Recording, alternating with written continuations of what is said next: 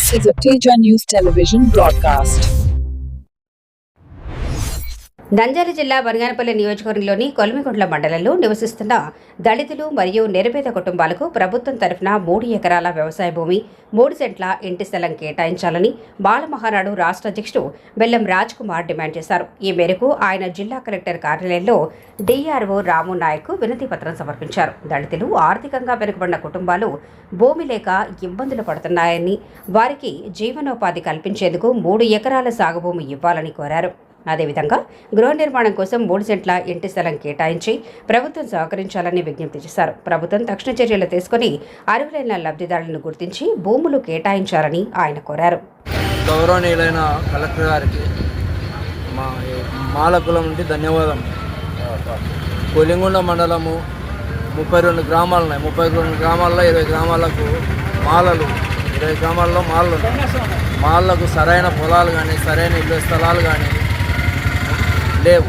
ఈరోజు కొలింగుండ్ల మండలం తరఫున ఇళ్ల స్థలాలు మాలలు ఎవరైతే ఉన్నారో అర్హులైన మాలలకు ఇళ్ల స్థలాలు, అర్హులైన మాలలకు పొలాలు లేని వారికి పొలాలు, మనిషికి 3 ఎకరాల పొలము 3 సెంట్ల స్థలము ఇవ్వాల్సిందిగా మాల తరఫున డిమాండ్ చేస్తూ కొలింగుండ్ల మండల మాల మహానాడు నాయకుడు నా పేరు సుబ్బరాయుడు. ఈరోజు ప్రభుత్వం వారు పెట్టే ప్రజా స్పందన కార్యక్రమానికి రావడం జరిగింది. రావడానికి గల ముఖ్య కారణం ఏమంటే, మా మండలంలో దాదాపున 32 గ్రామాలు ఉన్నాయి. 32 గ్రామాల్లో దాదాపున 19-20 గ్రామాల్లో మా మాల సమాజానికి వర్గానికి సంబంధించినటువంటి వ్యక్తులు ఉన్నారు. మరి దాదాపున 76 సంవత్సరాలు స్వాతంత్రం వచ్చింది.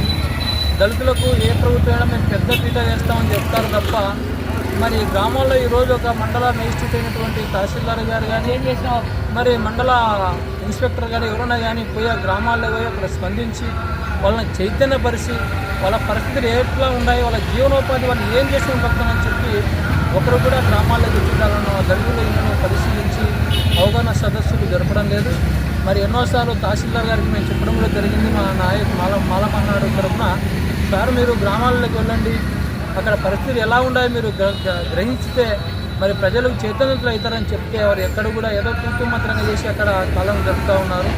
దయచేసి మేము కోరుకునేది ఏంటంటే, ప్రతి గ్రామంలో ఉన్న మాల సోదరులను గుర్తించి వాళ్ళు ఏ పని చేస్తున్నారు, అయ్యా దాదాపు 76 సంవత్సరాల నుంచి ఎవరు చనిపోయినా, ఎవరు కాల్చుకొని చనిపోయినా కూడా భూస్థాపితం చేయాలన్నా కూడా మరి మాల సోదరులు వచ్చే యొక్క కార్యక్రమాన్ని చేయాలా. ఆ చేసే కార్యక్రమంలో కాల్చేటప్పుడు ఎంతోమందికి గాయాలైనాయి. భూమి ఉంచి మాల సోదరులకు ప్రభుత్వం వారు ఆ యొక్క కఠినమైన పని చేస్తుండగా ఎన్నో ఇబ్బందులు పడి చాలామంది ఇబ్బంది ఉన్న రోజులు ఉన్నాయి.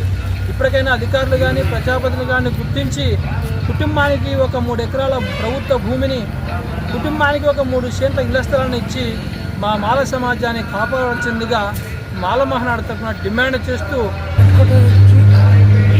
మేము నంద్యాల జిల్లాకు వచ్చినాము. కలెక్టర్ ఆఫీస్ కొట్టి ఎందుకు సబ్జెక్ట్ పైన వచ్చినామంటే, మా మాలల పైన ఎక్కువ దౌర్జన్యాలు అత్యాచారాలు ఎక్కువ జరుగుతున్నాయి.